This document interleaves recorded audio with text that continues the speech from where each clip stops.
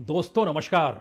यह तो नहीं कहेंगे कि आप अपनी सीट बेल्ट बांध लीजिए, लेकिन यह आज जरूर कहा जाएगा कि आप अपनी आंखों को खोल लीजिए, क्योंकि जो सच आज आप सुनने जा रहे हैं, हो सकता है उसके बाद आपके जहन में इस देश के चुनाव को लेकर बहुत सारे सवाल खड़े हो जाएं। और वह सवाल इस देश में आदिवासियों को लेकर हो सकते हैं, इस देश में कॉरपोरेट की लूट को लेकर हो सकते हैं, इस देश के भीतर में कॉरपोरेट लूट के साथ खड़ी हुई राजनीतिक सत्ताओं के हो सकते हैं। इस दौर में सबसे गरीब और पिछड़े इलाकों के भीतर घुसते ही हो सकता है आपके भीतर यह भी सवाल आए कि आखिर सरकारें हैं या नहीं हैं। लेकिन इन सब के बावजूद भी सवाल आज झारखंड का हम आपसे करने जा रहे हैं। झारखंड में चुनाव होने हैं, 2 चरणों में होने हैं। 13 तारीख को पहले चरण की और 20 तारीख को दूसरे चरण की वोटिंग होगी। 23 तारीख को रिजल्ट आ जाएगा। लेकिन क्या आपने एक क्षण भी सोचा कि झारखंड में इस वक्त असम के मुख्यमंत्री हेमंत बिस्वा 24 घंटे क्यों मौजूद हैं?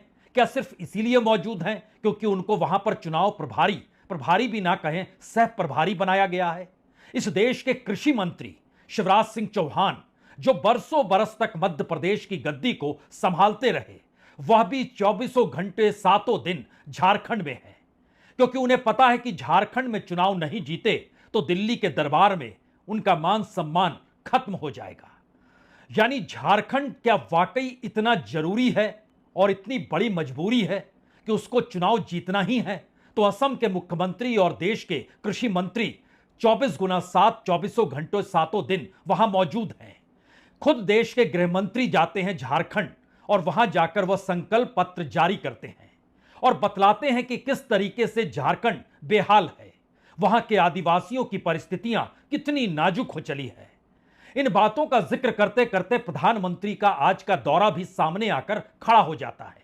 और प्रधानमंत्री भी 2 भाषणों में 2 अलग अलग जगहों पर जिन भाषणों का जिक्र करते हैं उसमें आदिवासियों का जिक्र होता है, उसमें आदिवासियों की बदहाली का जिक्र होता है, उसमें आदिवासी और झारखंड के भीतर मौजूदा वक्त में हेमंत सोरेन की सरकार, उसको लेकर कई सवाल होते हैं।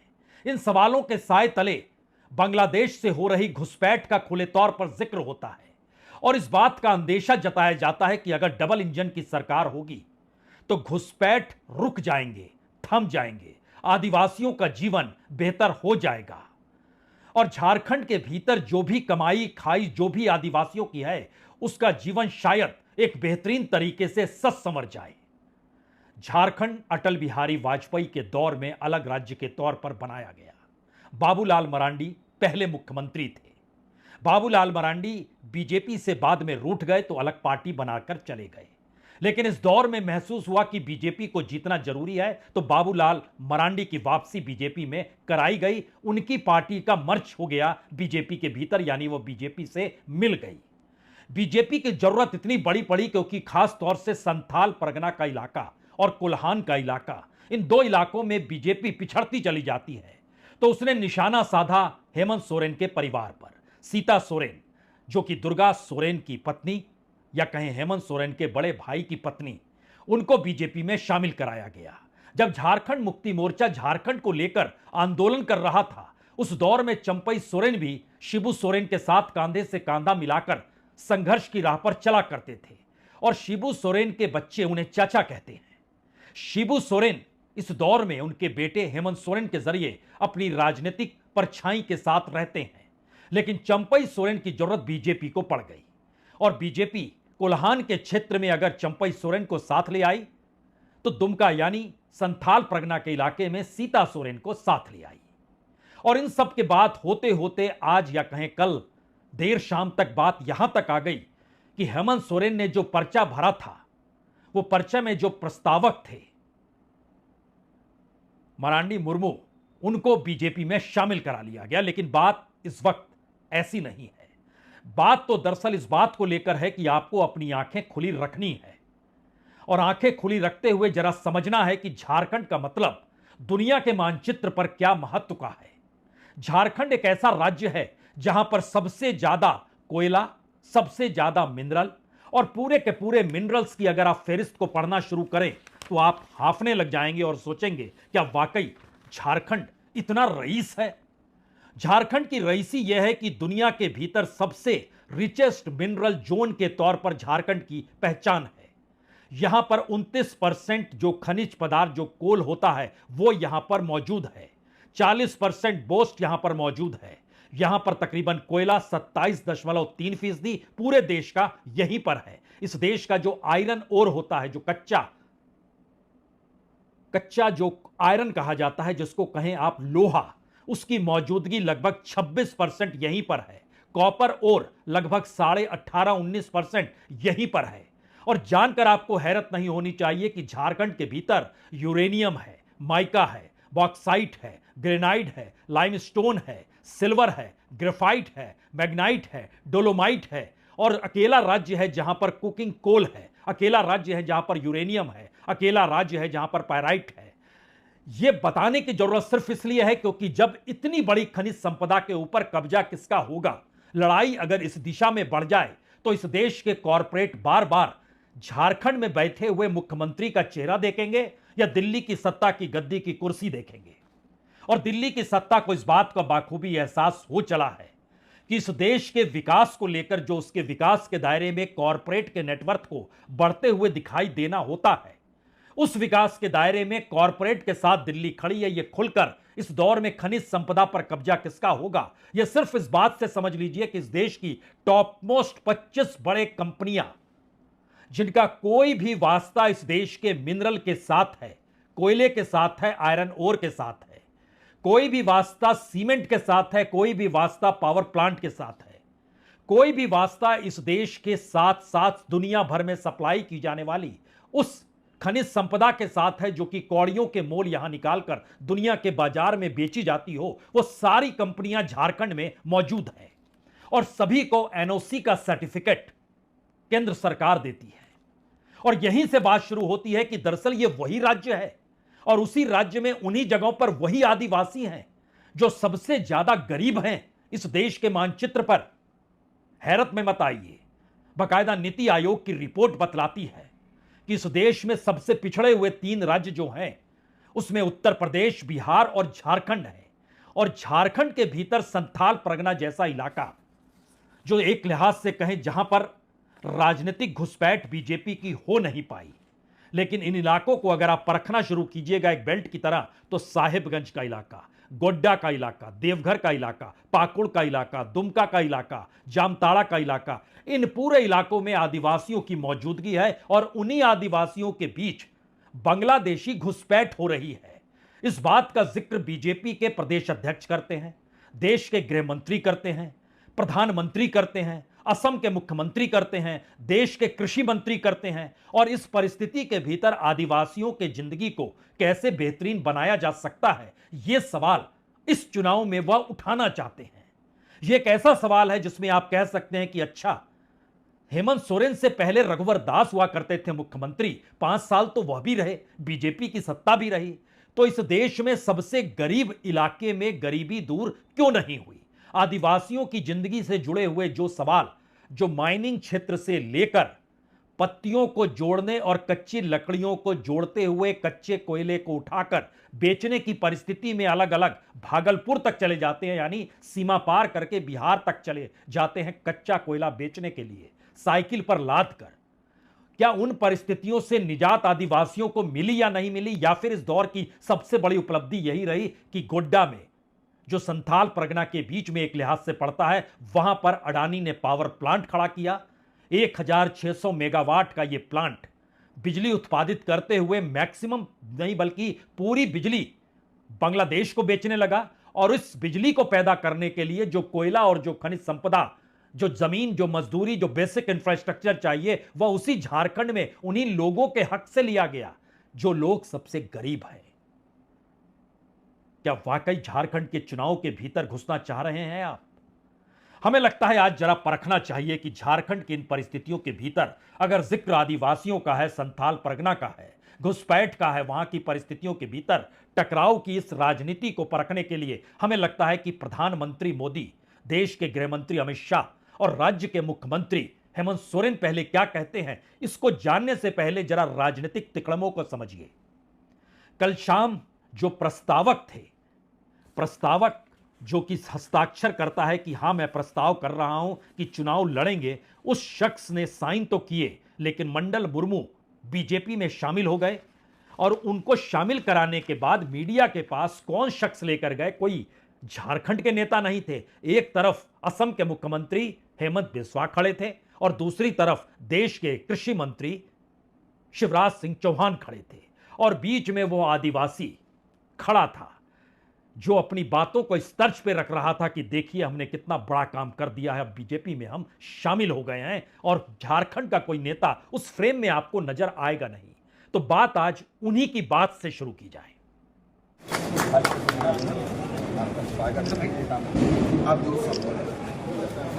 सबसे पहले तो मैं अपने पूर्वजों को सम्मान करते हैं, नमन करते हैं। मैं शहीद थोड़ा पीछे रहिए, पीछे रहिए। 1855 जो वीर शहीद सिद्धोकानंद चांद पीछे रहिए, मोबाइल पीछे रखिए। देश के लिए कुर्बानी दी। एक शहीद परिवार, एक परिवार में 6 कुर्बानी दी बहुत बड़ी चीज है। मैं उन परिवार से बिलोंग करते हैं। मैं भारतीय जनता पार्टी का मैं अपनी इच्छा से इस सदस्यता ग्रहण कर रहा हूँ। और मैं जो संथाल परगना में जिस तरह का डेमोक्रेसी बढ़ी है, उन चीजों को मंथन चिंतन करके हम लोग पहल करें। ठीक है। तो मंडल मुर्मू बीजेपी में शामिल हो गए, तो क्या बीजेपी को चुनावी जीत की गारंटी मिल गई? मंडल मुर्मू के पिताजी भी झारखंड को लेकर जब आंदोलन चल रहा था, वह भी शिबू सोरेन के साथ खड़ा हुआ करते थे, जिस तरीके से चंपई सोरेन। और चंपई सोरेन तो कोल्हान के इलाके से आते हैं और कोल्हान में बीजेपी का राजनीतिक बंटाधार पिछले चुनाव में साफ तौर पर उभर कर आ गया था। ठीक वैसे ही जैसे संथाल परगना में बीजेपी अपनी राजनीतिक जमीन बना नहीं पाई विधानसभा चुनाव में। यहां एक बात समझ लेनी चाहिए कि आदिवासी और गरीब बाखूबी इस बात को जानता है कि दरअसल उसकी जिंदगी की जरूरतों को कौन पूरा कर सकता है। केंद्र के चुनाव आए 2014 में, पहली बार प्रधानमंत्री मोदी प्रधानमंत्री पद के लिए जब चुनाव लड़ रहे थे, तो वहां की 13 सीट में से 12 सीट बीजेपी चुनाव जीतती है।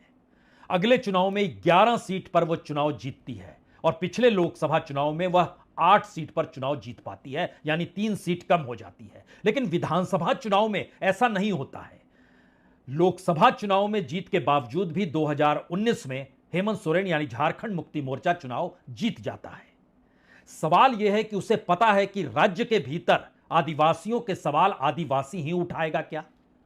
दिल्ली उसे लूट की नजरिए से देख रही है, घुसपैठ के नजरिए से देख रही है, वहां के करप्शन के हिसाब से देख रही है, लेकिन वहां से जुड़े हुए जो सवाल हैं, उन सवालों का जवाब बाबूलाल मरांडी से लेकर रघुवर दास के बीच में अर्जुन मुंडा भी मुख्यमंत्री हुए, जो केंद्र में भी मंत्री बने।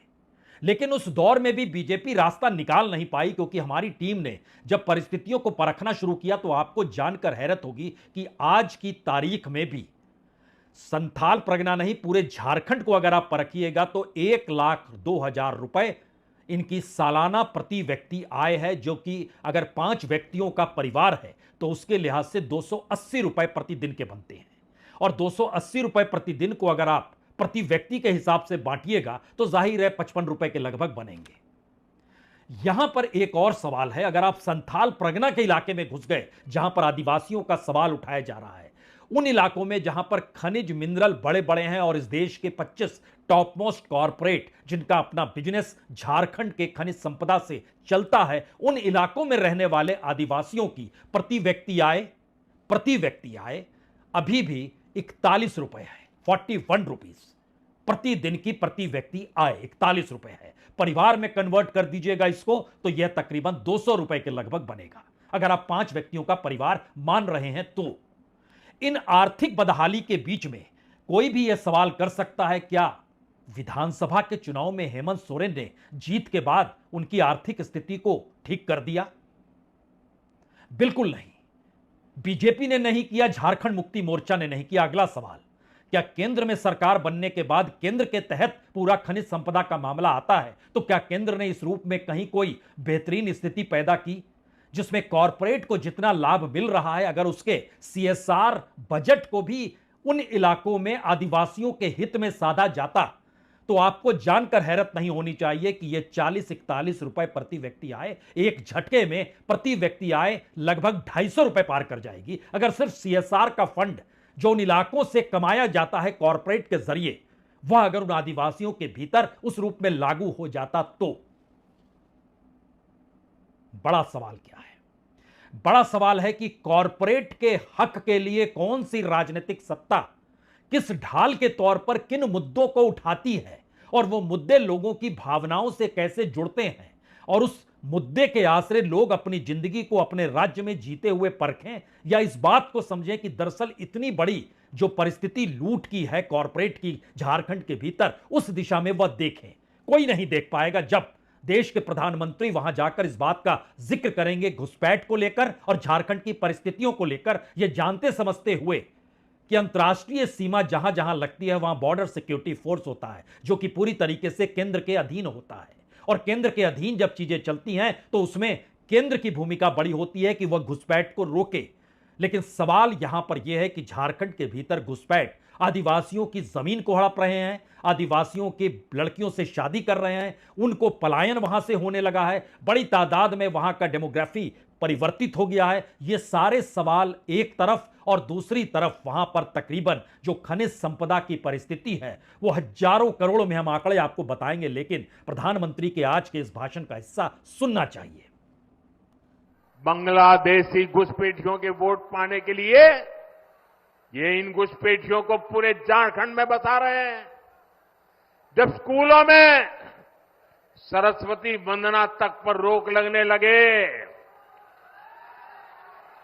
तो पता चलता है कि खतरा कितना बड़ा है। जब तीज त्योहारों में पत्थरबाजी होने लगे, माता दुर्गा को भी रोक दिया जाए, जब कर्फ्यू लगने लगे तो पता चलता है कि स्थिति कितनी खतरनाक है।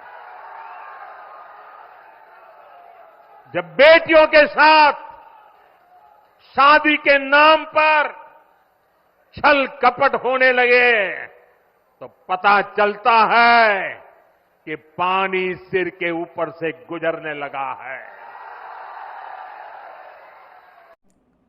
बहुत ही गरीब और मुफलिस लोगों के बीच प्रधानमंत्री का यह भाषण आदिवासी बहुल इलाके में चल रहा है। और जरा कल्पना कीजिए कि उसी राज्य में cement factory, automotive factory, mining और मिनरल एक्सट्रैक्शन से जुड़ी हुई फैक्ट्रियां, आयरन और स्टील से जुड़ी हुई फैक्ट्रियां, इंजीनियरिंग से जुड़ी हुई लगभग 16 फैक्ट्रियां, केमिकल्स की फैक्ट्री, सीमेंट की फैक्ट्री, ये तमाम चीजें वहां पर बड़े कॉरपोरेट के जरिए मौजूद हैं। और इन सब के बीच सवाल यह है कि वहां के लोगों की जिंदगी कैसे बेहतर हो। और बेहतर ना हो पाना या बेहतर हो पाने की स्थिति में आपको जानकर हैरत होगी, अभी भी आदिवासियों की जो बदहाली आर्थिक तौर पर इस पूरे इलाके में है, वहां पर चंद मुट्ठी मुरही जो खाया जाता है, चंद मुट्ठी मुरही के आश्रय जमीन भी अपने हक में करा ली जाती है। और यह सिलसिला कोई अभी का नहीं है, यह सिलसिला उस दौर का भी है जब रघुवर दास मुख्यमंत्री थे, उस दौर का भी है जब अर्जुन मुंडा मुख्यमंत्री थे, उस दौर का भी है जब बाबूलाल मरांडी पहली बार मुख्यमंत्री बने थे। बाबूलाल मरांडी की संवेदनशीलता उस दिशा में जागी जरूर थी, लेकिन वो उन परिस्थितियों के खिलाफ थे जो कॉरपोरेट अपने तौर पर वहां पर चीजें हड़पने की स्थिति में आ रही थी। केंद्र बार बार संकेत देता था और केंद्र में चाहे कोई सरकार रही हो, उसने वहां की परिस्थिति को खुलकर एक्सप्लॉइट किया है और बाबूलाल मरांडी उसका विरोध भी करते थे। और शायद इसीलिए मौजूदा वक्त में उनकी जरूरत पड़ गई। उनकी जरूरत क्यों पड़ गई यह भी समझना है तो इसकी राजनीतिक वजहों की परिस्थिति को समझिए, क्योंकि आंकड़ों के लिहाज से लगभग 5-5.5% वोट काफी बड़े महत्वपूर्ण होते हैं। और अपने तौर पर यह वोट जो अपनी पॉलिटिकल पार्टी बाबूलाल मरांडी ने बनाई वो वहां पर 5.5% वोट के साथ खड़ी है। अब अगर वह बीजेपी में शामिल हो गए तो इसका लाभ तो मिलेगा ही, तो वो शामिल उनको करा लिया जाता। और इसी तरीके से कमोवेश हर जगह पर मौजूदगी है। गीता कोड़ा कोल्हान के इलाके से आती हैं, मधु कोड़ा की पत्नी है मधु कोड़ा, जो एक दौर में मुख्यमंत्री थे, निर्दलीय थे, करप्ट थे, जेल में चले गए, जेल में है उनकी पत्नी गीता कोड़ा मंजूर है क्योंकि कोल्हान के इलाके में बीजेपी को घुसना है। चंपई सोरेन वहीं से आते हैं, वहां घुसना है। सीता सोरेन संथाल परगना के इलाके से आती हैं, वहां घुसना है। लेकिन अगर आप ध्यान दीजिएगा आदिवासी बहुल इलाकों में तो सिर्फ एक खूंटी का इलाका है, टोरपा और खूंटी, दो ही विधानसभा क्षेत्र हैं जहां बीजेपी घुस पाई। और बीजेपी की सबसे बड़ी मुश्किल यही आदिवासी है। इन आदिवासियों के भीतर उसे अपने तौर पर घुसना है और उन आदिवासियों के भीतर घुसकर वो प्रधानमंत्री की जिक्र हो रहा हो या गृह मंत्री कह रहे हो, उसको काउंटर करने की स्थिति में अपने तरीके से हेमंत सोरेन खड़े हैं। और जिस अंदाज में वो बातों का जिक्र कर रहे हैं वो सीधी चोट, सुन लीजिए। मैं ये जानना चाहता हूं कि बांग्लादेश के साथ अंदर कोई घुस आप लोग का कोई समझौता है क्या? और आज बांग्लादेश के पूर्व प्रधानमंत्री को आपने यहाँ हेलीकॉप्टर उतारने कैसे दिया और किस आधार पर यहाँ पर आपने उसको शरण दे रखा है, हमको ये बता दीजिए।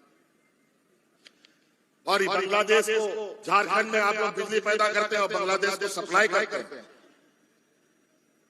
और बांग्लादेशी की बात करते हैं। बांग्लादेशी सीमा का सुरक्षा का जिम्मा किसके हाथ में?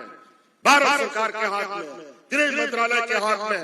राज्य सरकार का कोई बॉर्डर बांग्लादेश से नहीं सकता और बांग्लादेशी का घुसपैठ करते हैं और बांग्लादेश से घुसपैठ करने वाला भारतीय जनता पार्टी शासित राज्यों से घुस के आता है, खुद बोलते हैं और योजनाबद्ध तरीके से पता नहीं क्या क्या षड्यंत्र रचता है। हेमंत सोरेन जिस परिवेश से निकल कर आते हैं वो जानते हैं कि दरअसल आदिवासियों के बीच पैठ कैसे बनाई जाती है या उसे बरकरार रखा जाता है। इसीलिए आदिवासी बहुल इलाकों में झारखंड मुक्ति मोर्चा की मौजूदगी को डिगा पाने में बीजेपी सफल हो नहीं पाई है। लेकिन यहीं से एक सवाल और खड़ा होता है, जितनी बड़ी तादाद में वहां पर सड़कें बन रही हैं, बाकायदा सड़क मंत्री नितिन गडकरी जो हैं हाईवे बनाने की दिशा में लगे हुए हैं और उन्होंने वादा भी किया कि 2 बड़े हाईवे वो वहां पर बना देंगे।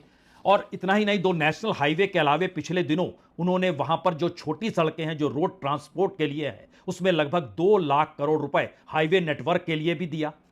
देवघर में एयरपोर्ट बन ही चुका है लगभग 400 करोड़ रुपए का। इन सब के बीच झारखंड का खनिज संसाधन जो है वो कोलकाता के जरिए ट्रांसपोर्टेशन में बहुत आसान है कि दुनिया के बाजार में वो चला जाए, क्योंकि वहां पर हल्दिया और पारादीप बंदरगाह जो है उसके जरिए माल भेजा जाता है बाहर। और शायद यही वो वजह है जिसकी वजह से विदेशी निवेश भी, अगर आप ध्यान दें तो हेमंत सोरेन के कालखंड में यानी 2019 से 2024 के बीच में तकरीबन $2.66 बिलियन का जो डायरेक्ट इन्वेस्टमेंट, फॉरेन इन्वेस्टमेंट है वो चलकर आया। प्रपोज्ड जो इन्वेस्टमेंट लगभग 424 करोड़ का और निकल कर आ रहा है। और इन सब के बीच दूसरी दृष्टि देखिए तो 80% ग्रामीण जनता है। 80% ग्रामीण जनता में से लगभग 100% लोग एग्रीकल्चर यानी खेती पर निर्भर है। खेती वहां पर सबसे बड़ी चावल की होती है। और उस इकोनॉमी को अगर आप समझना चाहें तो इस रूप में समझ सकते हैं कि मनरेगा का मजदूर जो है झारखंड में सबसे ज्यादा है, क्योंकि वहां पर जिंदगी जीने की जो न्यूनतम मजदूरी की कमाई है वह भी मनरेगा की कमाई से कम है। और इन परिस्थितियों के भीतर उसके सामने सबसे बड़ा सवाल अब यही हो चला है कि जो जिंदगी वो जी रहे हैं उस जिंदगी में क्या वाकई धर्म की भी एंट्री हो जाए, घुसपैठ की भी एंट्री करा दी जाए और इसके आसरे उनकी अपनी भावनाएं जो हैं वो राजनीतिक तौर पर दिल्ली के साथ खड़ी हो जाए। और इसीलिए शायद गृह मंत्री जब संकल्प पत्र यानी मैनिफेस्टो जारी करते हैं तो इस बात का खुले तौर पर अंदेशा भी देते हैं कि हेमंत सोरेन की सरकार के समय में झारखंड का आदिवासी सुरक्षित नहीं रहा है। संथाल परगना में आदिवासियों की संख्या लगातार कम हो रही है। घुसपैठिए यहां आकर हमारी बेटियों के लुभाकर उनके साथ शादी कर रहे हैं और भूमि पर कब्जा कर रहे हैं। ये समस्या अगर समय रहते रोकी नहीं जाती तो ना झारखंड की संस्कृति बचेगी, ना झारखंड की रोजगारी बचेगी, ना झारखंड की भूमि बचेगी, ना बेटियां भी सुरक्षित होगी। यानी प्रधानमंत्री हो या गृह मंत्री हो, असम के मुख्यमंत्री हो या देश के कृषि मंत्री हो, या मौजूदा वक्त में बीजेपी का पूरा कैडर जो दिल्ली से गया है या दिल्ली के जरिए भेजा गया है वहां काम करने के लिए, या फिर वहां जिस भी कैडर की जिस रूप में भी मौजूदगी है उसको सिर्फ एक ही निर्देश है कि आदिवासियों के बीच वह इस बात को मैसेज कन्वे कराएं जिससे आदिवासी एकजुट के तौर पर कहीं भी नजर ना आए और उनके भीतर बहुत सारे सवाल रहें। और वो सवाल कॉरपोरेट को लेकर ना हो, माइनिंग को लेकर ना हो, कमाई, जमीन पे कब्जा, इन सब चीजों को लेकर ना हो, बल्कि आदिवासियों की अपने घुसपैठ को लेकर और आदिवासियों के घुसपैठ के भीतर जो बांग्लादेशियों का सवाल है वही सबसे बड़ा कैसे हो जाए। और इसकी सबसे बड़ी वजह यह है कि अगर आप, हमारी टीम ने निकाला कि हर सीट को अगर आप देखें, जैसे साहिबगंज, साहेबगंज भी संथाल परगना का इलाका, यहां पर बोरियो, यहां पर भी झारखंड मुक्ति मोर्चा जीतती है। बरिहाट, यहां पर भी झारखंड मुक्ति मोर्चा, यहां तो हेमंत सोरेन ही चुनाव लड़ते हैं, तो वो तकरीबन 25,000 वोट से पिछली बार जीते थे। पाकुड़ जो सटा हुआ जो लिट्टीपाड़ा वहां की जो सुरक्षित सीट है, वहां से भी झारखंड मुक्ति मोर्चा जीती है। शिकारीपुरा जो दुमका जिले में आता है, वहां से भी झारखंड मुक्ति मोर्चा जीतती है। दुमका में ही, दुमका जहां हेमंत सोरेन चुनाव जीते थे, पिछली बार 2 जगह से लड़े थे। और जामा की सीट सीता मुर्मू जीतती है, जो झारखंड मुक्ति मोर्चा की है। और इस पूरी प्रक्रिया के भीतर में सबसे बड़ा सवाल यह है कि अगर 28 सीटें हैं, उन 28 सीटों में सिर्फ 2 सीट आदिवासी बहुल इलाके में बीजेपी जीत पाती है, तो क्या इस बार उसमें बढ़ोतरी होगी या नहीं होगी? यह सवाल सबसे महत्वपूर्ण हो चला है। लेकिन इस सवालों के समानांतर एक छुपा हुआ सच, जिसको दिल्ली कितना महसूस करती है या रांची उसकी ताप को कितना समझ पा रही है, इन दोनों के बीच चाहे अनचाहे देवघर से सटा हुआ गोड्डा जो है, गोड्डा डिस्ट्रिक्ट के भीतर में बना हुआ जो अडानी का पावर प्लांट है, उसका मैसेज दरअसल पूरे झारखंड के भीतर है। हालांकि देखिए, टाटा नगर बना, टाटा ने बनाया, लेकिन भावनात्मक तौर पर टाटा के साथ वहां के आदिवासी और शहरी लोग जुड़े हुए हैं। लेकिन गोड्डा में जो पावर प्लांट अडानी का बना, उससे वहां ना आदिवासी जुड़े, ना जिनकी जमीन ली गई वो जुड़ पाए, और ना ही उस इलाके से हटकर बाकी शहरी इलाकों में रहने वाला कोई भी शख्स जुड़ पाया। यह सवाल इसलिए बड़ा है क्योंकि पहली बार यह सवाल आदिवासियों के भीतर भी है कि वह जिस जमीन पर मौजूद है उसकी कीमत वो बेशकीमती है, और उनकी अपनी जिंदगी में जुड़े हुए सवाल जो मैनिफेस्टो में लिखे जाते हैं, वो 1,000, 2,000, 2,500 से आगे बढ़ नहीं पाते हैं। और इन सब के बीच तमाम मुद्दे बार बार प्रधानमंत्री और गृह मंत्री तक दिल्ली से आकर कहते हैं, तो कहीं कोई साजिश तो नहीं है? यह सवाल संथाल परगना के भीतर मौजूद है। बहुत बहुत शुक्रिया, बहुत बहुत शुक्रिया।